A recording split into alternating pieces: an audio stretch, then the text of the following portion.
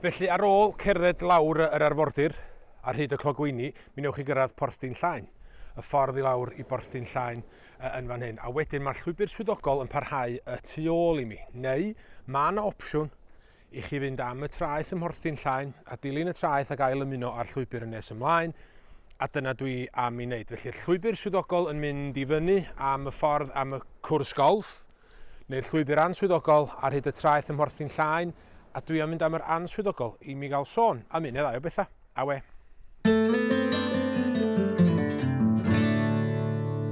Os ydych chi yn dilyn y llwybr answyddogol ar hyd draeth Porth Llŷn yn ei gyfanrwydd, edrychwch ar y clogwyni uwch yn penna ni.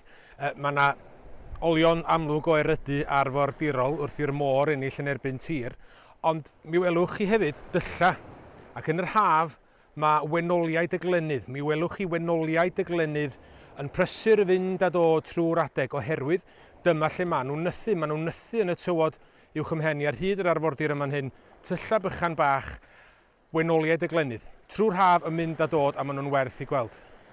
A pwy sy'n gweld bai arnyn nhw? Edrychwch ar yr hyn maen nhw'n weld. Dyma'r olygfa sydd ganddyn nhw. Pwy fydda ddim yn adeiladu ac yn gwneud i nyth ar clogwyni o'r fath pan mae yna olygfeydd fel yr rhai yna. Felly ia, wenoliaid y glenydd sydd bia'r tai bach yna tu ôl i mi. A dyma ni, borthladd Porth Llŷn yn ei holl ogoniant. Os cofiwch chi, mi nes i sôn bod yr ardal yma rhyw 8-900 mlynedd yn ôl yn cael ei hadnabod fel Cwmwd Llŷn. Cwmwd Llŷn, wel dyma chi Porth Llŷn yn ei holl ogoniant. Mi oedd fan hyn yn y ras i fod yn brif borthladd rhwng Cymru ac Iwerddon, a'r Porth Llŷn Harbour Company. Y Porth Llŷn Harbour Company yn cael ei sefydlu yn 1818, dyma rhai o'r adeiladau yn mynd law yn llaw a hynny.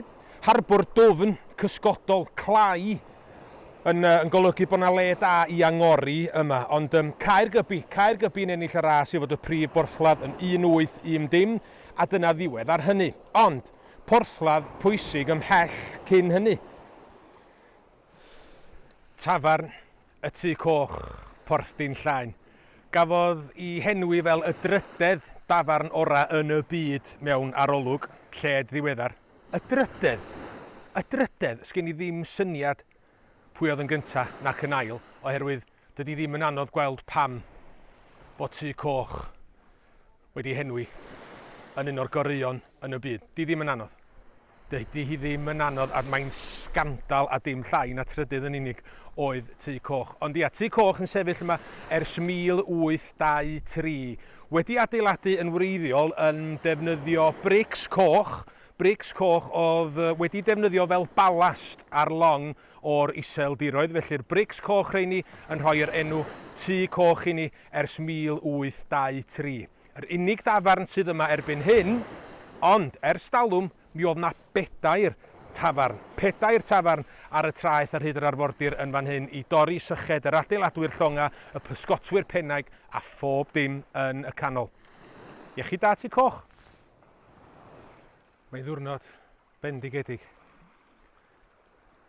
y mae Porth Llŷn. A ar ôl cerdded rownd y trwyn o'r Tŷ Coch a'r harbwr ei hun, mi ddewch chi i'r fan hyn. A dyma ni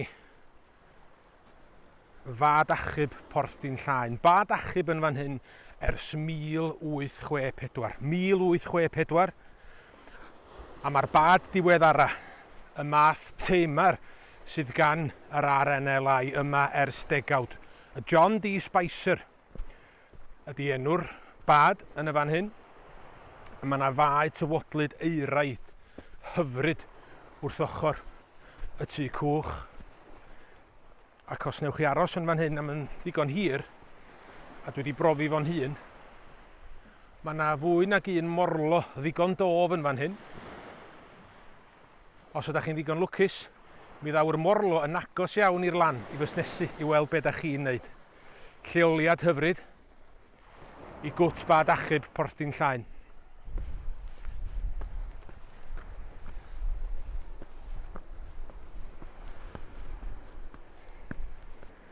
Ac wrth gerdded mae'n bwysig stopio.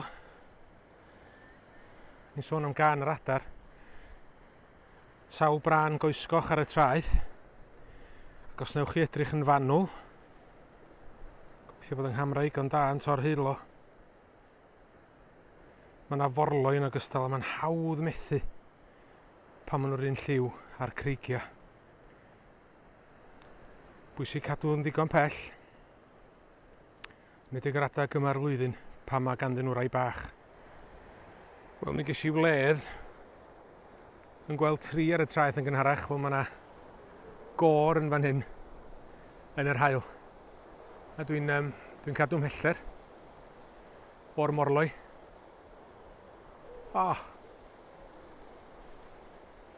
Mae clywed nhw, neu'n arall yn y dŵr yn fan hyn.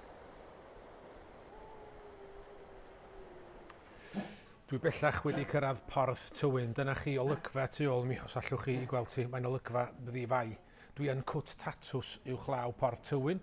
Dwi'n mynd i gael panad hyfryd rwan a 2 funud. Dwi hefyd yn mynd i gael fy nghacen. Yn cwt tatws uwchlaw Porth Tywyn o danau. O'r fan hyn hefyd mi allwch chi fynd i bentref Tidwyliog ger llaw. Mae yna siop yn Tidwyliog. Mae yna dafarn.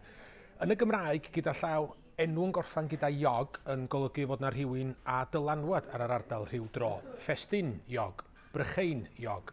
Yn yr achos yma, Tidwyliog, Sant Tidwal. Tidwal, iog, wedi mynd yn Tidwyliog. Felly dyna chi ystyr Tidwyliog. Ar ben hynny, da chi'n cyfio mi i ddeud bod ni yng Nghwmwd Dyn Llaen. Yng Nghwmwd Dyn Llaen, dyna fy'r enw ar y cwmwd rhyw 8-900 mlynedd yn ôl. Da ni mewn ardal arall erbyn hyn. Da ni yng Nghwmwd Cymydmaen. Wedi croesi'r ffin o Gwmwd Dyn Llaen i Gwmwd Cymydmaen erbyn hyn. Diolch chi da. Porth cychod sydd y tu ôl i mi. Mae o fel rhyw borth allan o ryw set ffilm Hollywood yn y marn i. Mae'n hyfryd y porth a'r cytiau bach yn llenwi'r tylla bach y tu ôl iddyn nhw. A tu ôl i mi wedyn yn swatio nghesail yn lloches y tu ôl i mi. Mae'r cwt bach hyfryd yma, os gwelwch chi o. Cwt ymwreiddiol o lloches, tair wal ymwreiddiol, lloches i deulu bonheddig. Teulu ystad Cefn Amlwch gael lloches tra'n dod i'r traeth. Ers hynny, mae o wedi cael to. Ac mae'r golygfeydd o'r cwt bach wedyn yn rhyfeddol. Yn edrych ar y bae bach tawel yma, cysgodol. A porth cychod wedyn o flaen y cwt ei hun. Mae'r llwybr yn dod â chi lawr i draeth Penllech. Byddwch yn wyliadwrus, mi welwch chi dwll mawr du mewn craig ar y ffordd i lawr. Popdy du ydi enw hwnnw. A'r tu ôl i mi, mae afon fawr yn syrthio i'r pwll yn y gongol bella yn y fan acw. Pwll di-waelod ydi enw hwnnw. Ydi o'n di-waelod? Yndi, mae hynny wir, mae hynny'n hollol wir. Dim dwy beth am peth. Ydw i'n mynd i brofi hynny? Na, dim heddiw. Ond dyma ni, afon fawr yn cyrraedd traeth Penllech ar ôl bod trwy'r pwll di-waelod. A dyma ni, diwedd y daith, diwedd yr ail gymal i mi o Nefyn i Porth Colmon. Dyma ni Porth Colmon. Drwchwch ar y gwymon codog yn cydio yn y creigiau fan hyn. Mae yna wichiaid yma hefyd, pob math o wichiaid. A gallai'm cyrraedd Porth Colmon heb sôn am ddigwyddiad yn 1825. 1825, hanner cant, 50 o drigolion pen draw Llŷn yn penderfynu hwylio o fan hyn am fywyd gwell yn America. Rwan, maen nhw wedi mynd i 4 gwynt wrth gwrs, ond dychmygwch 1825 a gadael Llŷn a ddim yn gwybod be oedd o'ch blaen chi. Nifer wedi cyrraedd tref Remsen yn halaeth Efrog Newydd. Mae mynwent Pen y Graig yno hyd heddiw, felly hefyd mynwent Pen y Ceira a mynwent Enlli, felly yn nhref Remsen Efrog Newydd. Rhai o'r trigolion aeth o fan hyn wedi cyrraedd y fan honno. A di rywun ddim yn gallu dirnad pa mor emosiynol fyddai ffarwelio o'r fan hyn yn gweld pobl o bosib am y tro ola ddim yn gwybod a fyddach chi'n cyrraedd pen eich taith. A'r sôn ydy bod na gyfarfod gweddi emosiynol iawn wedi bod ddim ymhell o fan hyn cyn iddyn nhw hwylio. Cyfarfod, fel dwi'n deud, emosiynol a di rywun ddim yn gallu dirnad wrth gwrs gadael y porthladd bychan yma yn Llŷn, Porth Colmon, i chwilio ar draws yr Iwerydd i America.